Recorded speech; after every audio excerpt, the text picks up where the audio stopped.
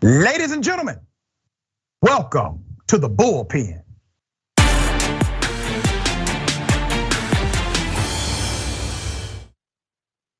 In the Bullpen today, we have Tyler Cohen, my brother from another mother. This guy is an expression of my values on a regular basis. Very proud to have him on the show. Brian, good day, sir. Welcome. Dr. Richey, thank you so much for having me. I appreciate it. Well, we appreciate you being here. We want to talk about two dynamics in particular. One, what in the hell are Republicans going to do with Donald Trump? And two, what in the hell are Democrats going to do with Joe Biden, to be frank with you? So let's start with the breakdown of Donald Trump. Obviously, very problematic now. Virtually every candidate he endorsed in the state of Georgia lost their race, all of them, with the exception of maybe one, and that was Marjorie Taylor Greene. And then his power obviously slipping nationally. And the rise of DeSantis has created another dynamic in the multiverse of Republican politics. So what are your thoughts about it? What do you think will happen?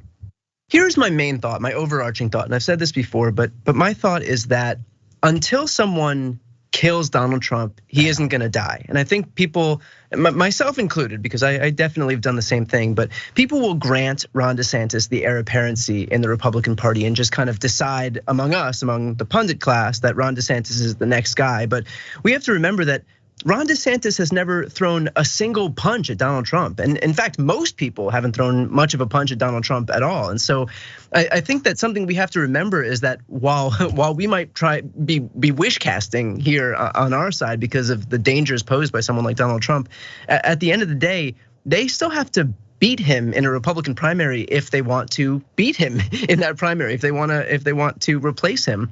And so, that's something that we haven't seen happen. And like I said, we can say on our end that we think that Ron DeSantis is going to be the next guy, but he hasn't taken the support away from Donald Trump among those Republican primary voters. And until he can do that, until we see any indication that that's actually being done, I don't exactly have any reason to believe that it's going to be anybody other than Donald Trump. Until I have a reason to believe that it's not going to be him, I have to continue thinking that it is.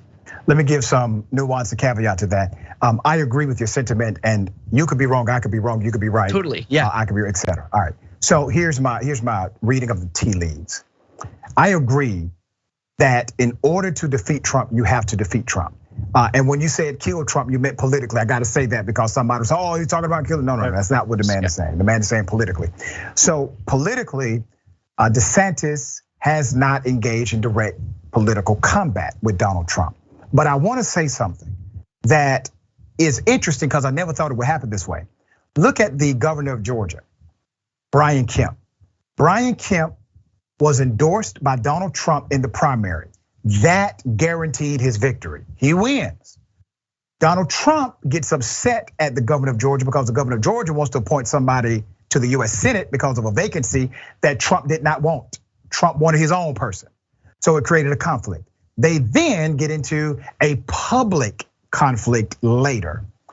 Kemp was able to not only win his Republican primary, he was able to win his governorship back in re-election, contrary to the endorsement of Donald Trump, who took the endorsement back, ended up endorsing political enemies of him, and Trump did not win. This was all done, sir, without Kemp directly engaging in combat. Same thing for Raffensperger, Secretary of State, engaged in a public fight with Trump, ended up winning the Republican primary, even though Trump endorsed somebody else, and he ended up winning the general election in a state that was considered to be Trump country. The only reason I highlight that is because we do have some of that happening regionally throughout the country as well, but that happened in an entire state, and that's a strong state. And then this is the last point I'll make about Trump. In the Republican primary, the great thing in the Republican primary and Democratic primary is that it's a plurality of votes. So even if Trump performs well, that's fine. If others perform okay, he performs well and DeSantis performs well, now you have a problem because this is not an up and down 50% plus one scenario. This is simply plurality. And if you have other candidates running, it will split the Republican vote and he may have a real problem securing enough actual delegates to make the general. What do you see in my I think of course you're right, and I think as we get closer toward this 2024 election cycle, we're going to see that play itself out. And of course, there's a ton of evidence that would suggest that Donald Trump is an albatross around Republicans' necks. Like you mentioned at the top, I mean, we had every single gubernatorial and Secretary of State candidate running in a battleground state that was endorsed by Donald Trump or that spewed this election denial BS that lost.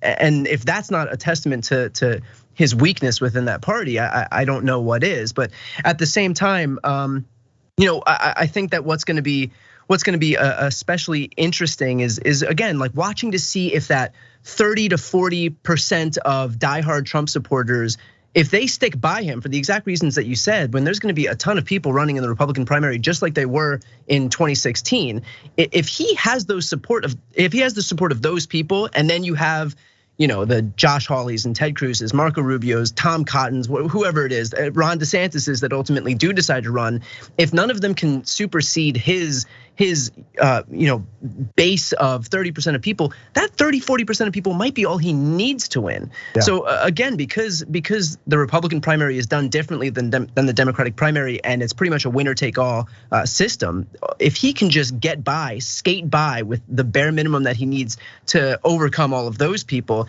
then that might be it. And so he might be shedding a ton of support in the Republican Party, and he might be a really non-viable candidate in the in the general election moving forward in 2024. But we're talking about two totally different things in terms of the primary and the general. All right, I'm going to do this. My producers are telling me we got 1 minute before the next show. I want to get your thoughts about the Democratic primary. How do you see this happening for the next presidential cycle?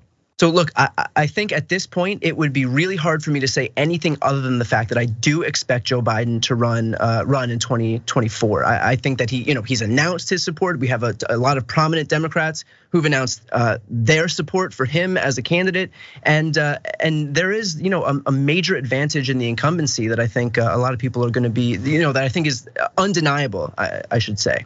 All right. We will talk about that next time you come on when we got more time. Will do. Glad to have you on the show. Thank you so much. Thank you so much for having me. I appreciate it. All right, absolutely. Okay. Remember, take care of yourself, take care of each other, take care of the planet. Remember, the truth is always indisputable.